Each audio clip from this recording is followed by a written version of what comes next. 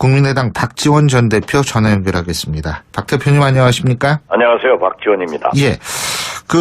지금 김상조 공정거래위원장 후보자에 대해서 국민의당이 청문 보고서를 채택하는 데 협조하느냐 마느냐 고민이 많다고 하던데 어떻게 보십니까?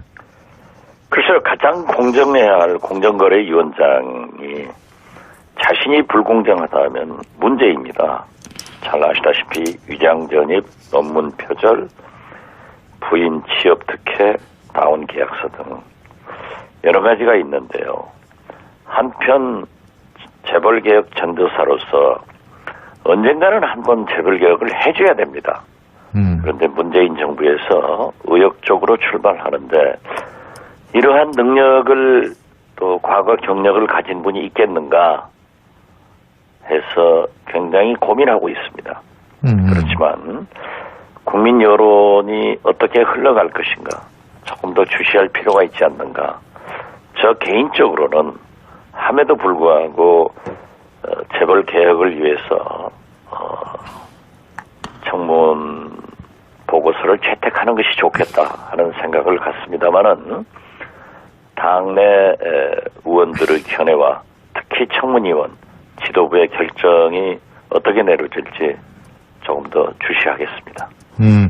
강경호 외교부 장관 후보자 같은 경우에는 어떻게 보십니까?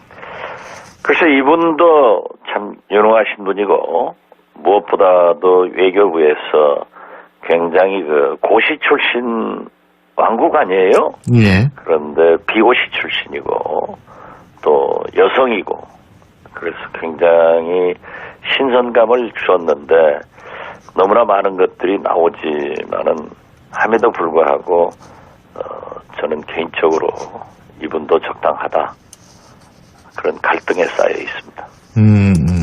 그렇군요. 당내 분위기는 어떻습니까? 당내 분위기는 김상조, 강경화 이 두 분에 대해서 상당히 강경한 분위기인 것만은 사실입니다. 예. 김희수 헌법재판소장 후보자는 어떻게 보세요? 김희수 헌법재판소장은 제가 지난 토요일 광주에 가서 5.18 등 몇 분의 시민단체 또 학계 대표들과 만났습니다. 거기에서 여론을 들어보더라도 5.18 관계 재판에 대해서는 이분이 학교 다닐 때 민청년 학생운동을 했고 또 군 법무관으로서 당시 26세의 중위로서 계엄군 그러한 요구에 의해서 그런 판결을 했지 않느냐. 그리고 그분의 삶의 족적이 굉장히 이해할 만하다. 당시 분위기로 봐서. 그래서 광주 5.18 단체나 시민단체, 학계 지도자들은 굉장히 이해하는 편입니다. 그리고 한편 통진당 이석기 이 두 재판에 대해서는 상당히 견해 차이가 있기 때문에 광주 분위기는 괜찮습니다. 그리고 뭐 제가 전체를 뵌 것은 아니지만 광주 언론계나 시민사회단체 특히 5.18 단체에서는 적격자라고 이렇게 5.18 재판 당시도 이해한다 이런 얘기를 하고 있어서 이건 역시 청문위원들이 청문하면서 거기에서 나오는 내용들을 보아야 되지 않을까 이런 생각 같습니다. 예. 자, 지금 이제 국민의당이 예를 들면은 이 강경화 후보자라든지 이런 쪽에 만일 청문 보고서 이 정부 쪽 손을 들어주게 된다면 이중대다 민주당 이중대라는 비판을 받을 수 있다 이런 얘기가 나오던데요. 이런 데에 대한 우려는 없으십니까? 글쎄요, 저는 지금 현재 우리가 이낙연 총리를 인준하니까 호남 총리니까 그렇다라고 또 김상조, 강경화, 김희수 이런 분들에 대해서 개인적 의견으로 있고 당내 기류는 나쁜 것도 있지만은 우리가 지금 현재 10년 만에 정권 교체를 해서 문재인 정부가 출범하고 있는데 물론 지난 대선 때는 강경하게 경쟁을 했지만은 이제는 박근혜 탄핵 이후 새로운 대한민국의 건설을 위해서는 어떤 개별적인 그러한 것보다는 어떻게 대한민국이 건설될 것인가, 어떻게 대한민국을 개혁할 것인가, 국민과 함께 가야 된다 하는 차원에서 보아야지 무조건 흑백 논리로 문재인 정부 편을 들어주면은 이중대다. 그렇지 않으면은 각을 세운다라고 이분법적으로 볼 때가 아니다 지금은. 그래서 저는 그러한 문제에 대해서는 다소 우리 국민의당이 비난을 받더라도 국가와 국민을 위해서 취해야 할 행동은 과감하게 하자. 그러나 어떤 경우에도 안 되는 것은 안 된다고 얘기를 하는 것이 문재인 대통령의 성공을 위해서 필요하다. 이런 생각을 갖습니다. 근데 그렇게 되면은 호남에서의 자리를 민주당한테 뺏기는 거 아니냐 이런 우려의 목소리도 나오는 것 같더라고요. 지금 현재 문재인 대통령의 5.18 행사의 파격적인 행동 그리고 그 기념사에 대해서 사실 호남 사람들의 가슴에 맺힌 것을 뻥 뚫려줬습니다. 그리고 거듭 말씀드리지만 정권 교체, 호남 인사차별에 대한 홀대가 가셔가고 있기 때문에 저는 지금 국민의당이 호남에서 지지를 받지 못하고 있다 하는 것은 어쩔 수 없는 현상입니다. 그렇지만 아직도 이번 현충일에도 행사 후에 광주를 갑니다마는 많은 대화를 나누어 보면은 민주당에 대한 즉 문재인 대통령에 대한 박수도 있지만은 국민의당에 대한 지지도가 아직 살아있기 때문에 오히려 호남에서는 거의 항상 일당을 지지하다가 이제는 양당제로서의 경쟁을 시켜보는 그래서 지역 발전은 물론 국가를 위해서 일할 수 있도록 정치인들에게 촉매제를 주고 있다 이렇게 보고 있기 때문에 지지도는 항상 내려갈 수도 있지만은 우리가 잘하면은 올라갈 수 있기 때문에 큰 발전적 의미에서 보자. 그런 차원에서 영남에서도 이러한 변화가 광주의 변화가 영남에서도 대구에서도 부산에서도 일어나주기를 바라고 있습니다. 예. 자, 그리고 사드 보고 누락 논란이요. 청와대는 이러면 오늘 진상조사 결과를 발표한다는 건데, 그죠? 이 부분 어떻게 보고 계십니까? 저는 문재인 대통령이 과거 NLL 국가기록원 문건 공개를 요구해가지고 가진 경험이 있을 겁니다. 외교 문제에 대해서 무조건 모든 것을 공개하고 투명하게 하자 하는 것은 어떤 차원에서 보면은 국민의 알 권리를 위해서 또 국민과 함께 가기 위해서 필요하다고 하지만은 정확하지 않은 것을 이렇게 대통령께서 직접 나서가지고 문제를 키우는 것은 바람직하지 않다. 저는 그런 생각을 갖고 우리 당에서도 모든 의원들이 여기에는 같은 견해를 가지고 있는 것으로 알고 있습니다. 그 얘기는 결국은 문제를 너무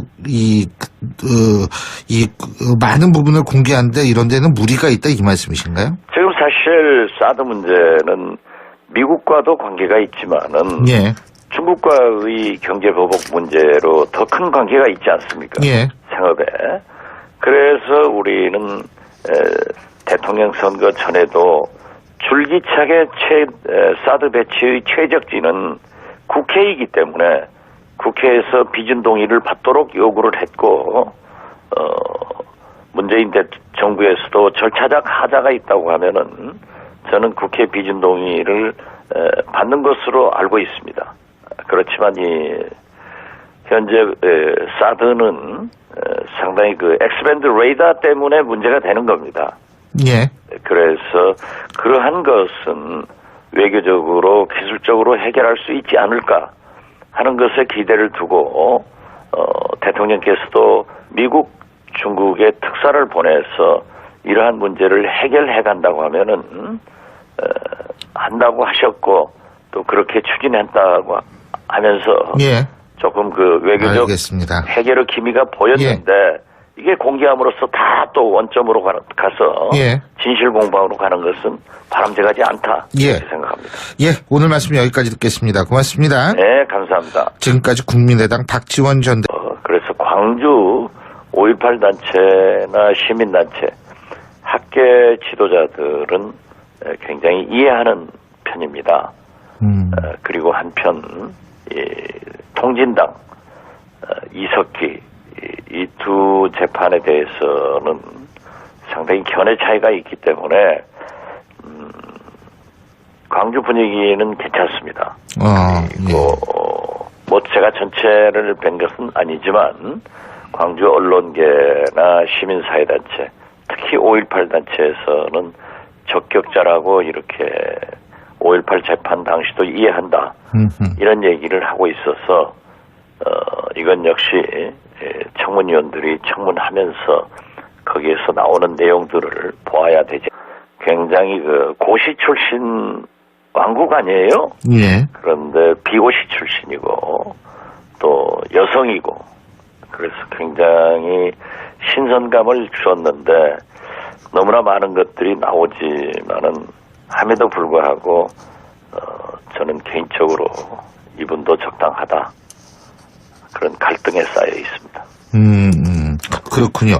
당내 분위기는 어떻습니까?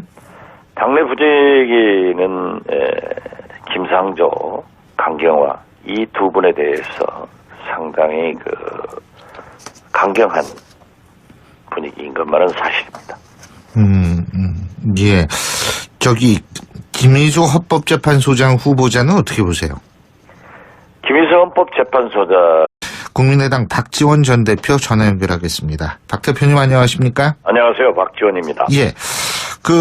지금 김상조 공정거래위원장 후보자에 대해서 국민의당이 청문 보고서를 채택하는데 협조하느냐 마느냐 고민이 많다고 하던데 어떻게 보십니까? 글쎄요. 가장 공정해야 할 공정거래위원장이 자신이 불공정하다면 문제입니다.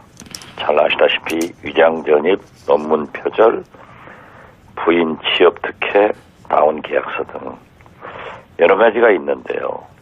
한편 재벌개혁 전도사로서 언젠가는 한번 재벌개혁을 해줘야 됩니다. 그런데 문재인 정부에서 의욕적으로 출발하는데 이러한 능력을 제가 지난 토요일 광주에 가서 5.18 등 몇 분의 시민단체, 또 학계 대표들과 만났습니다. 거기에서 여론을 들어보더라도 5.18 관계 재판에 대해서는 이분이 학교 다닐 때 민청년 학생운동을 했고 또 군 법무관으로서 당시 26세의 중위로서 계엄군 그러한 요구에 의해서 그런 판결을 했지 않느냐. 그리고 그분의 삶의 족적이 굉장히 이해할 만하다. 당시 분위기로 봐서 또 과거 경력을 가진 분이 있겠는가 해서 굉장히 고민하고 있습니다. 그렇지만 국민 여론이 어떻게 흘러갈 것인가 조금 더 주시할 필요가 있지 않는가. 저 개인적으로는 함에도 불구하고 재벌 개혁을 위해서 청문 보고서를 채택하는 것이 좋겠다 하는 생각을 갖습니다만은 당내 의원들의 견해와 특히 청문위원 지도부의 결정이 어떻게 내려질지 조금 더 주시하겠습니다.